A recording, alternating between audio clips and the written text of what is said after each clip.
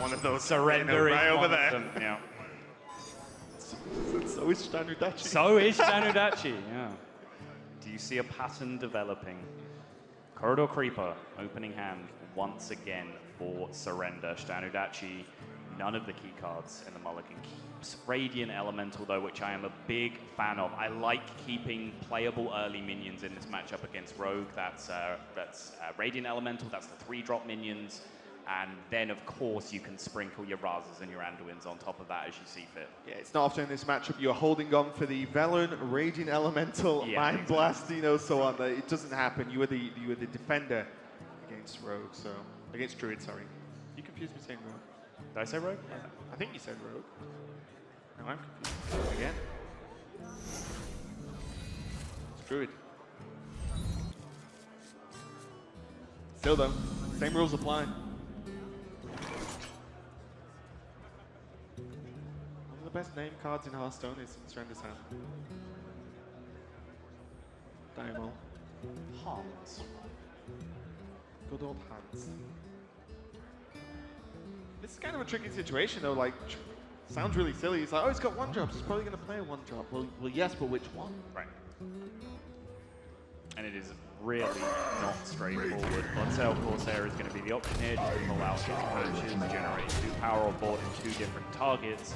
Enchanted Raven is a scary minion to drop in this matchup because of, thank you again, Hearthstone Gods, Potion of Madness. It's, if you leave it there unbuffed, then a 2-2 can actually do a lot of work trading across the board into something else. You know, if you just have a board that's a bunch of 1-2s, Potion of Madness is not very effective against you. A 2-2 suddenly becomes a lot more threatening in terms of being able to trade down your board. So generally a minion that can be a liability to you if you do not buff it in the same turn it's being played. Yeah, funnily enough in this matchup, it's a dangerous minion to just drop on the board for the Priest too, because if they play Mark of Yasharaj, that becomes a very powerful and awkward minion to deal with. So it's kind of that weird sort of chicken play. But there is no buff in hand for Surrender, so this is just a much more sort of secure line. Just play the Pirate, get the patches out, because we've seen patches in hand far too many times in this World Championship. Surrender's just going to be like, quickly. Can we take a moment to appreciate how slowly ShtanUdachi is playing? Take a screenshot of this moment right now. That is the rope on the screen for ShtanUdachi, and he passed. Yeah, you could take a screenshot of the moment and say he's taking forever. Rope or not? I mean, is he just unsure what to do in the situation? Is it the stakes that are making him slow down? What's happening?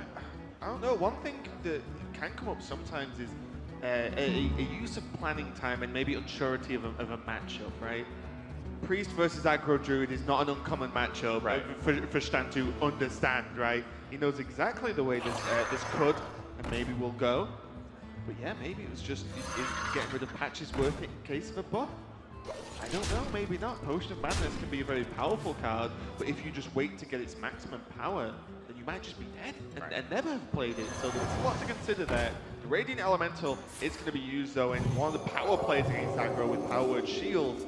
Draw a card and make a huge minion in terms of health. Not easy to clean up, but again, I imagine Shtan might sit and go, do I potion this turn now?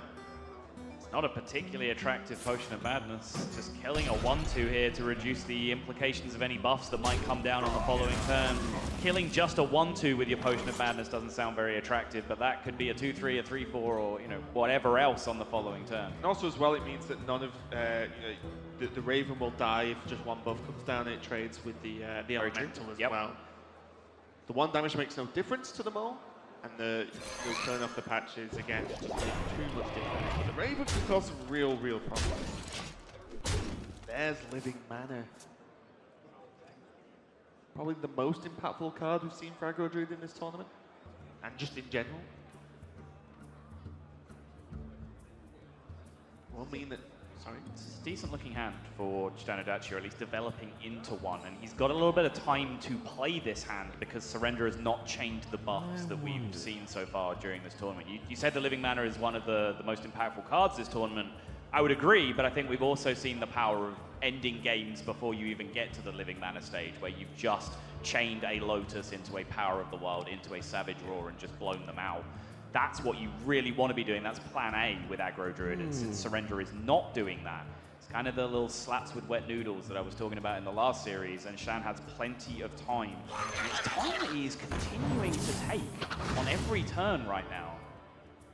His turns are not being played quickly. It's showing a appreciation of the fact that this is a match that will get him to top 4. Right. And also an appreciation for his opponent as well. Surrender, as the guys mentioned earlier on the desk, he has not lost a match in HGT for a very long time.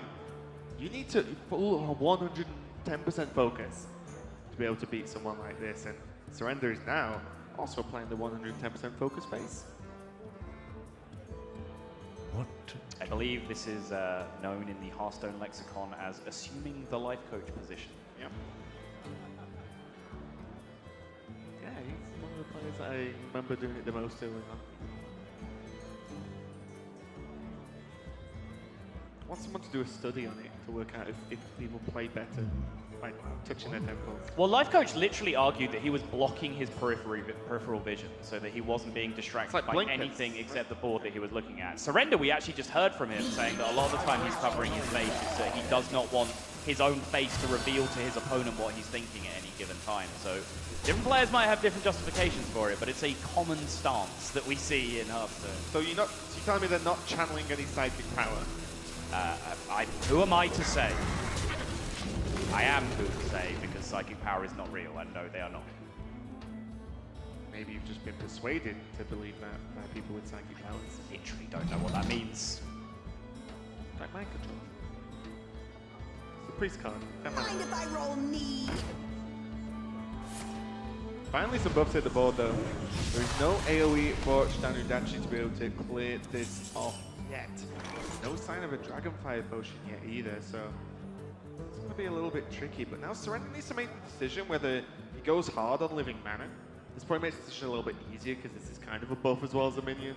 But he could have committed to Living Mana, but then you were completely blown out by calling Dragonfire. And then you're playing off the top of the deck, which very greatly suffers versus Priest. Pirate's Cove. I mean, I agree with that analysis, but you also have to present the counter argument, which is you kind of just win the game if he doesn't have it at that point. Surrender's argument is saying that this board is plenty to win the game if Dragonfire Potion isn't there, and now he has Living Mana for the refill. I definitely do agree with that. Yeah, I was going to say, I think the board is like just enough power. It's nothing crazy, but it's enough, and it's awkward enough to clear, right? Especially the Tar Creeper on 4, the Captain now buff in the patches. This isn't a Thalnos Spirit Lash clear, right? I mean, pretty resilient to everything. Right. It's Organized Circle or it's Pint-Sized Shadow Word Horror, and the Pint-Sized Shadow Word Horror is not even a combination that ShtanUdachi is playing, and this is the pure Razaka's Priest. This isn't the Dragon version, so you're not worried about Duskbreaker either. None of that can impact on you. You are exclusively concerned with Dragonfire Potion and Organized Circle right now. I have a question for you. Go on. Surrender knows ShtanUdachi has Klein. How much do you read that there's no Dragonfire in this play? Because Raza on 5 isn't necessarily a bad play. I don't think you can rule it out. It's tough, right? Because if you just let yourself get baited, but also calling Dragonfire is a pretty good play too to follow up with Raza, because unless they have exactly Living Mana, Raza beats almost anything they play, right? Yeah, I mean, so from ShtanUdachi's perspective here, if he had elected not to Dragonfire this turn, if he had Dragonfire in hand and didn't use it, he would be conceding the game to Savage Roar. Yeah. That's a read that Surrender has to make. He then has to weigh up how likely that is. It's actually very possible, because ShtanUdachi might decide that if he used Dragonfire Potion in that spot, Savage Roar will kill him eventually, because he'd just be out of AoE, the board would refill, whatever else would happen. So to answer your question very simply, TLDR version, no, you cannot rule Dragonfire out just because it hasn't been used in that spot. Okay. Surrender, not feeling the need to commit to Living Mana. His board's getting more and more full now with the minions he already has, and again, presenting a threat. And now you would have to say it would be a big ask for Shtan to skip over any form of Dragonfire. And if that is the case, Dragonfire is used, guess what? Living Mana would have to roll straight into a Psychic Scream for ShtanUdachi to realistically not just die.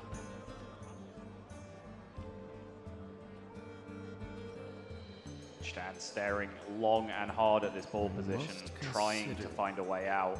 Pyromancer does come into hand, but it's only the coin. You can only proc for one, taking care of the Tar Creeper with a 3-3, trading through the 1-5. Like, it makes so little difference to his impact on this board. Yeah, quite frankly, Shtan just doesn't really have the tools to work with to make anything really happen at this point.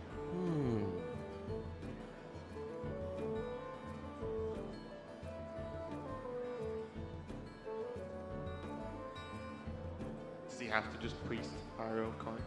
Move quickly. Drop the Raven. Yeah. Very possibly.